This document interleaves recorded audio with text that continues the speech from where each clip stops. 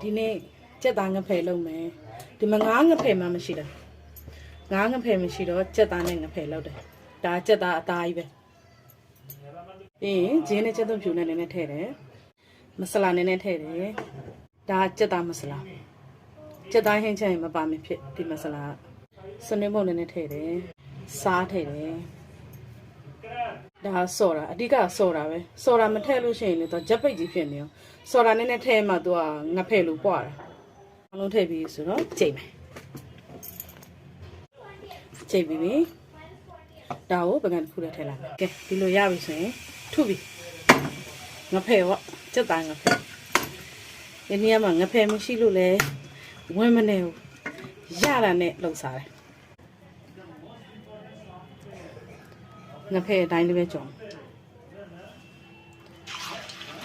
အသားငါးနဲ့ကြက်သားနဲ့ကွာသွားတာပဲရှိတယ်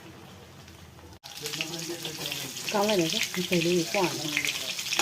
ဟောကြက်သားငဖယ်နဲ့မှာပဲ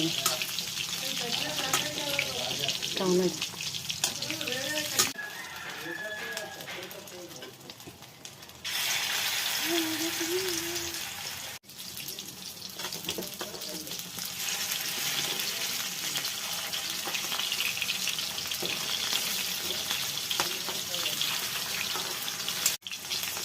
ကောင်းလိုက်တယ်ကွ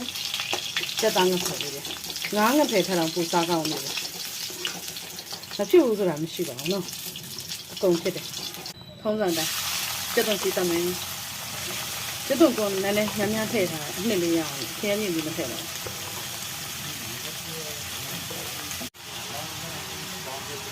ဂျင်းနဲ့ကြက်သွန်ရှင်မွေးအောင်မျိုးသေးသေးလေးနဲ့ထည့်လိုက်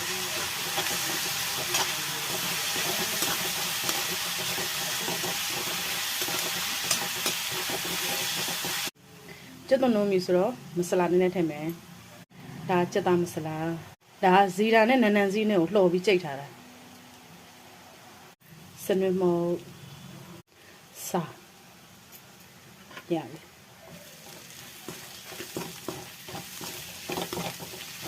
ဒါလေးကိုကောင်းကောင်းနှံ့ဒီကြော်ထားတဲ့ငဖယ်လေးတွေပါထည့်ပြီးတော့ထည့်လိုက်လိုက်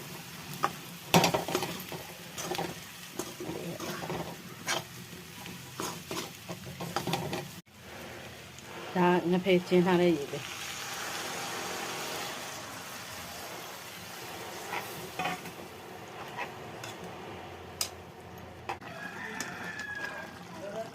ကောင်းလိုက်